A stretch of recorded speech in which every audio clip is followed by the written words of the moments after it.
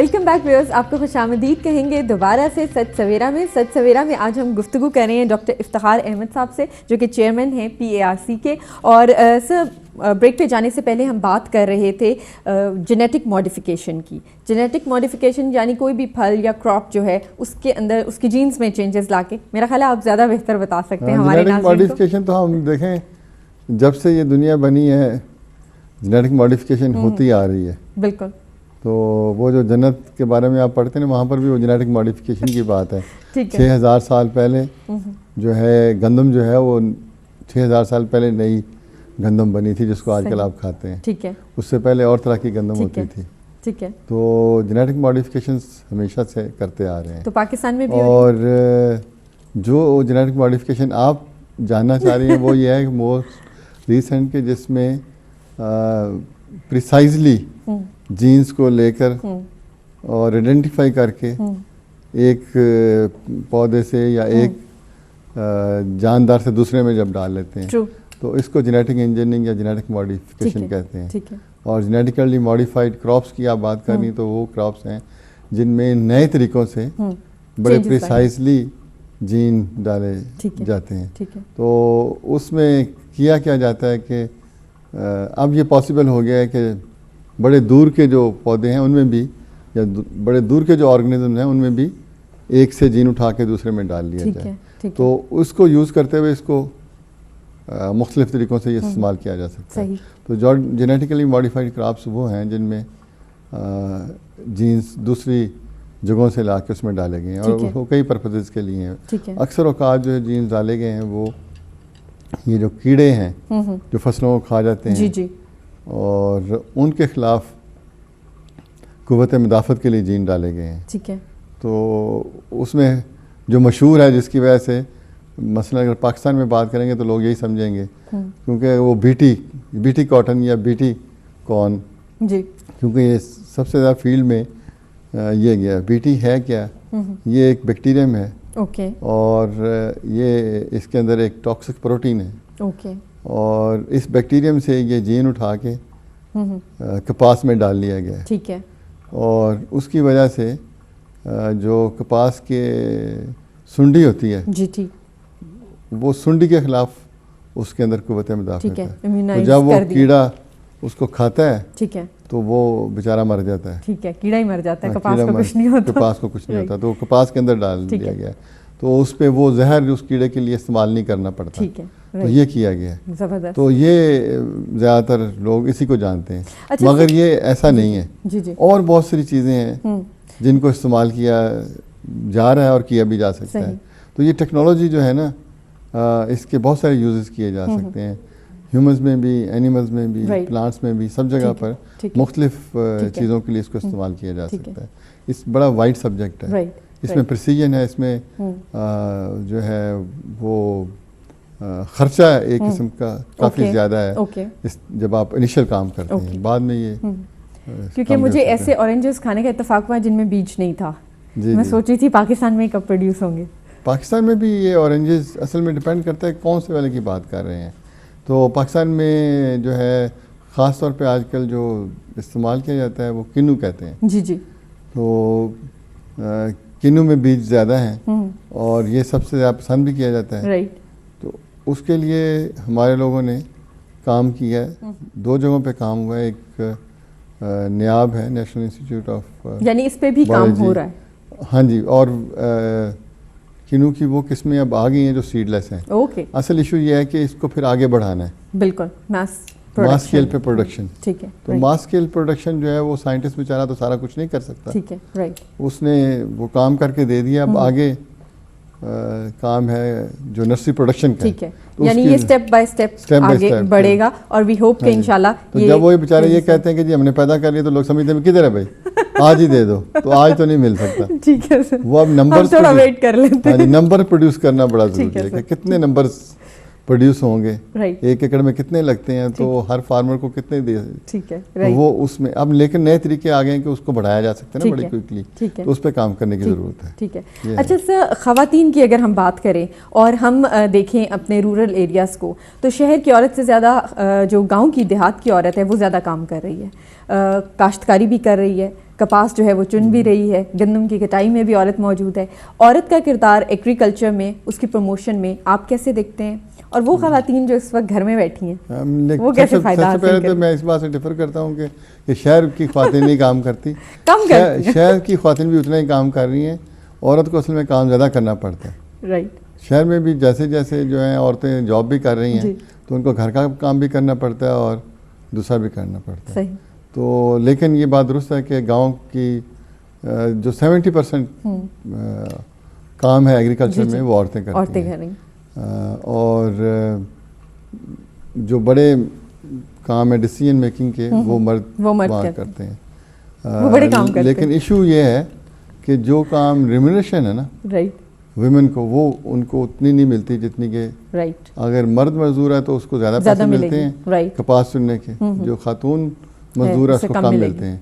तो ये जो डिस्पैरिटी है वो रिमूव करने की ज़रूरत है। राइट, और ये फूड सिक्योरिटी का ये भी एक बड़ा अहम पार्ट है कि पाकिस्तानी सिस्टम में सोशल वैल्यूज़ इस तरह की हैं कि औरत जो है घर की खातून सबसे आखिर में खाती है, और सबसे पहले वो जो समझती हैं कि ये मर्द कमा के ला रहा है उसको अंडा भी मिलेगा। ठीक है, आपको पता है गांव में मुर्गियां होती हैं, हम यही देखते थे कि जो अंडे हैं वो ढूंढते फिर रहे हैं बच्चे ना। अच्छा, तो लेकिन अगर उन्हें वापस वालदा को नहीं दिया तो उसको मार पड़ेगी। अच्छा, वो अंडा जो है ना वालिद के लिए, क्योंकि वो काम करने जाता है। ठीक है, तो उसके बाद वो लड़के की बारी आएगी, ठीक है, उसके बाद वो जो है ना लड़की की बारी आएगी, ठीक है, फिर आखिर में वो माँ की बारी आएगी। तो इससे क्या होता है, मैंने आपसे बात की थी कि सेहत के लिए फूड सिक्योरिटी का एक अहम पहलू ये है कि इक्वल वो जो मेज़ानी खुराक है वो मिलनी चाहिए। ठीक है।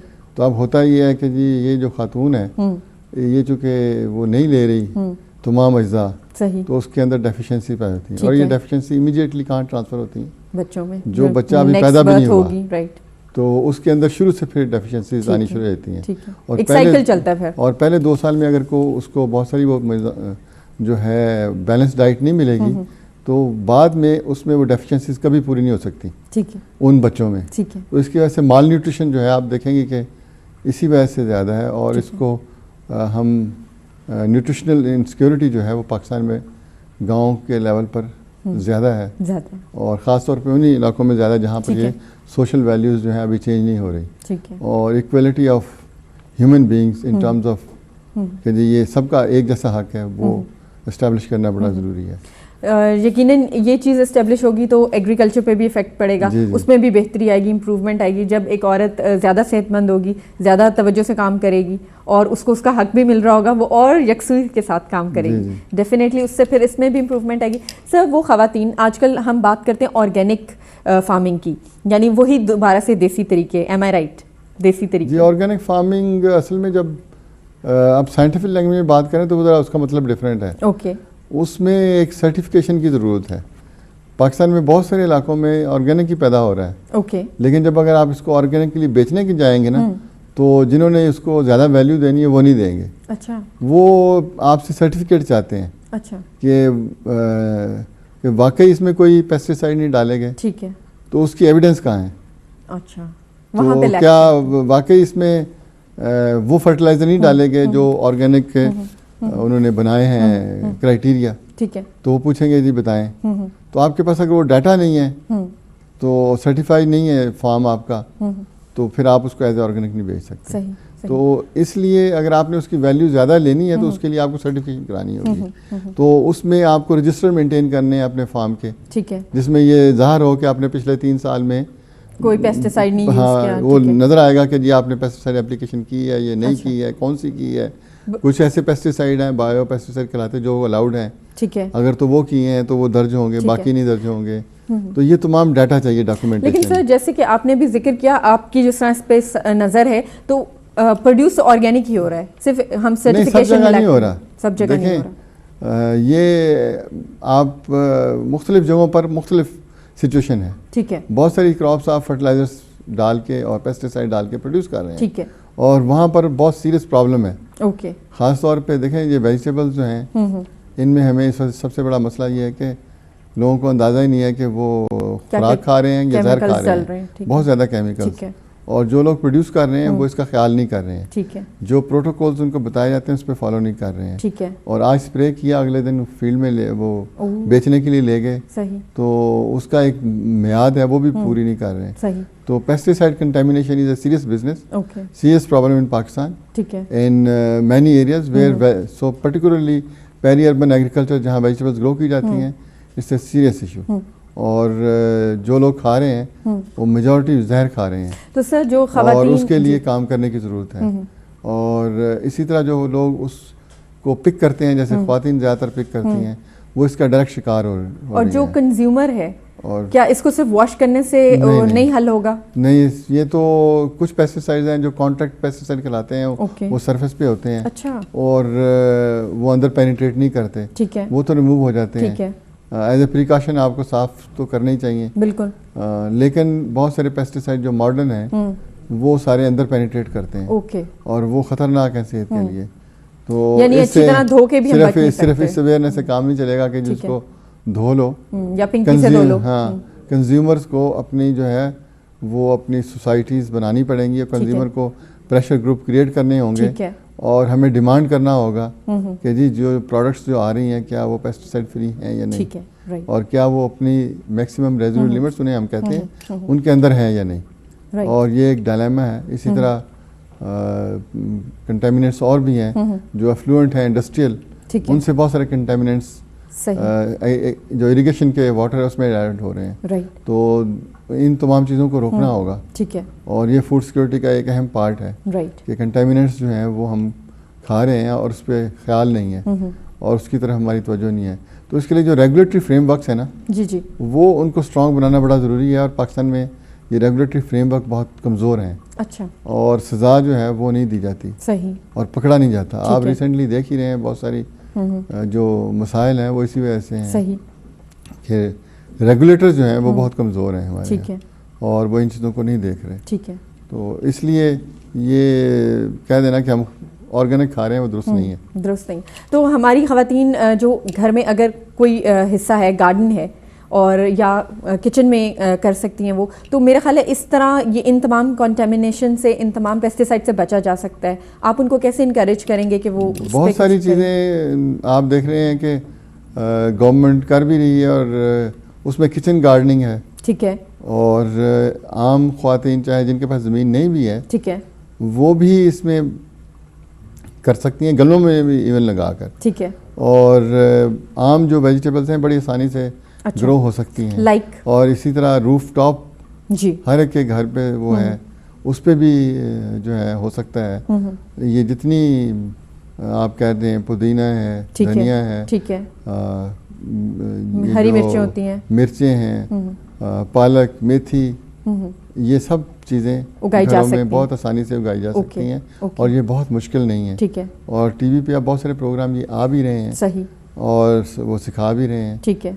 हम लोग भी यहाँ काफ़ी ये चीज़ें प्रमोट करते हैं। रहे हैं आप भी। हाँ जी। तो ये जो सिटीज़ हैं, सिटीज़ में भी ये सारे काम हो सकते हैं। और ख्वातीन बहुत सारी चीज़ें अपने लेवल पे कर सकती हैं, घर में प्रोड्यूस कर सकती हैं, जो ना सिर्फ ये कि वो सेफ भी होंगी बल्कि सेहतमंद भी होंगी। और वो उनके इनकम एक्सपेंडिचर को भी कम करेंगी।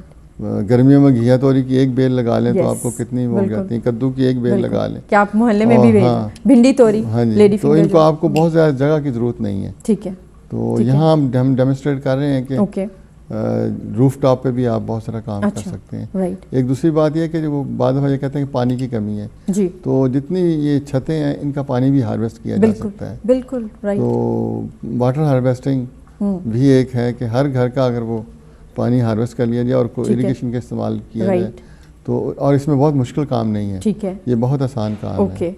तो इस तरह की बहुत सारी चीज़ें हो सकती हैं। डेफिनेटली। तो इस पे अलग अलग मौजू पे बिल्कुल बात करने की ज़रूरत है। वही मैं सोच रही थी कि मुझे बार बार कहा जा रहा है कि प्रोग्राम का टाइम ख़त्म हो गया, प्रोग्राम का टाइम ख़त्म हो गया, लेकिन एक तशनगी है जो यकीनन आपकी भी होगी कि और बहुत कुछ जाने कि हम as being a citizen of a city हम किस तरह एग्रीकल्चर को प्रमोट कर सकते हैं, किस तरह हम अपने इर्द गिर्द अवेयरनेस ला सकते हैं, किस तरह हम किचन में जो है अच्छी सी फार्मिंग कर सकते हैं, चाहे वो छोटे पैमाने पे ही हो, और किस तरह जो इन्फॉर्मेशन हमें सर ने दी है उसको हम आगे कैसे बढ़ा सकते हैं। डॉक्टर साहब आपका बहुत शुक्रिया, thank you for joining us, thank you very much. Thank you. जी नाज़रीन, मुझे पूरी उम्मीद है कि आज जितनी इन्फॉर्मेशन हमें सर से मिली यकीनन वो आपके लिए और हमारे लिए बहुत मुफीद साबित होगी। डेफिनेटली हमारी कोशिश होगी इनको दोबारा मदऊ करें, इनसे और बहुत सी बातें करें और बहुत सी इन्फॉर्मेशन लें। कल तक के लिए इजाज़त दीजिए, अल्लाह हाफ़िज़।